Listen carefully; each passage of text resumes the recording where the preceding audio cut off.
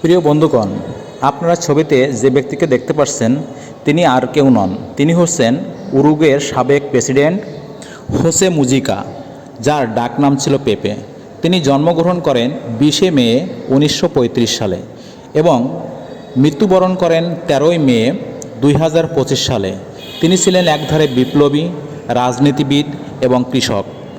2010 সালের থেকে তিনি 2015 সাল পর্যন্ত উরুগুয়ের প্রেসিডেন্ট ছিলেন এবং তিনি 2010 সালের 1 মার্চ তারিখে রাষ্ট্রপতির পদ গ্রহণ করেন।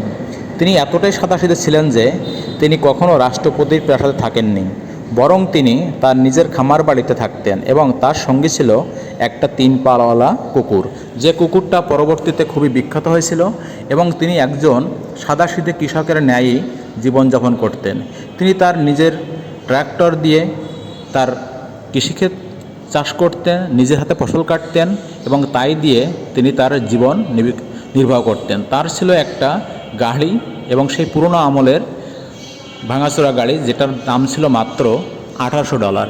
তাহলে বন্ধুগণ, আপনারা বুঝতেই পারছেন যে একটা রাজনীতিবিদ কতটা সৎ এবং পরিচ্ছন্ন হলে এই ধরনের জীবনযাপন করতে পারেন। এমনকি তাকে যখন উরুগুয়ের প্রেসিডেন্ট প্রাসাদ থাকতে বলা হয় তখন তিনি সেটা অস্বীকার করেন এবং নিজের বাড়িতে গিয়ে তিনি বসবাস করেন এবং চাষবাস করেন। সাধারণত আমরা প্রেসিডেন্ট বলতে বোঝাই একজন ডাকাবুকো টাইপের লোক, যিনি খুব সম্ভ্রান্ত স্টাইলে জীবনযাপন করবেন, অজস্র গার্ড নিয়ে ঘুরবেন, অনেক গাড়িঘোড়া তার পিছনে ঘুরবে।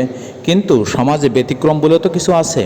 আর এই উরুগুয়ের প্রেসিডেন্ট হোসে মুজিকা, তিনি ছিলেন গরিবের বন্ধু, গরিবের প্রেসিডেন্ট, এবং শুধু নামে নয়, তিনি কিন্তু সেটা কাজেও দেখে গেছেন। তিনি কখনও আড়ম্বর জীবনযাপন করেননি।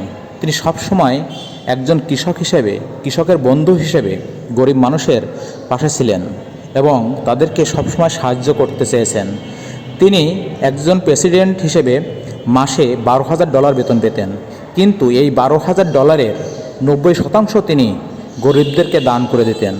এই কারণে 2015 সালে টাইম হায়ার এডুকেশন পত্রিকা উরুগুয়ের প্রেসিডেন্টকে দার্শনিক প্রেসিডেন্ট হিসেবে ঘোষণা করেন এবং তার সরল সাধারণ জীবনযাপনের জন্য তিনি তার রাষ্ট্রপতির প্রাসাদটা ত্যাগ করেন। বন্ধুগণ, এখানে দেখতে পাচ্ছেন তিনি কতটা সহজ সরলভাবে সাধারণ মানুষের সাথে মিলেমিশে চলছেন এবং তার সেই 3 পাওয়ালা কুকুরটা তার পাশে পাশে ঘুরছেন। তিনি একটা কেডিয়ালাক, যে ছোটো একটা গাড়ি, এটাই করে সবসময় ঘুরতেন। তার মনের মধ্যে অহংকার কী জিনিস তা কখনো দানা বাঁধতে পারেনি। এই জন্য সাধারণ মানুষের কাতারে এসে তিনি দাঁড়িয়েছেন এবং সাধারণ মানুষও দিয়েছে তাকে বুক ভরা ভালোবাসা। তিনি কখনো কোনো প্রকার গার্ড ব্যবহার করতেন না বা সশস্ত্র রক্ষী বাহিনী তার সাথে রাখতেন না। তার এই ভাঙাচোরা বাড়িটিতেই তিনি তার কৃষি খামার গড়ে তুলেছিলেন এবং তাই দিয়ে তিনি তার জীবনযাপন করতেন এবং তার সমস্ত টাকা পয়সা তিনি গরিবদের দান করে দিতেন। তিনি ছিলেন চে গুয়েভার একান্ত ভক্ত, যে কারণে চের সমস্ত বই এবং লেখনী তিনি তার লাইব্রেরিতে সংরক্ষণ করতেন এবং তিনি চেকে তার আদর্শ হিসেবে মানতেন। এখনও প্রেসিডেন্ট যিনি কখনো দাম্ভিকতায় গা ভাসাননি, যিনি বিশ্বের তাবৎ বড় বড় প্রেসিডেন্টদের সাথে একসাথে চলেছেন, একসাথে ফিরেছেন, কিন্তু কখনো দাম্ভিকতা তার ভিতর দানা বাঁধতে পারেনি। তিনি ছিলেন প্রকৃত অর্থে গরিবের বন্ধু, গরিবের প্রেসিডেন্ট।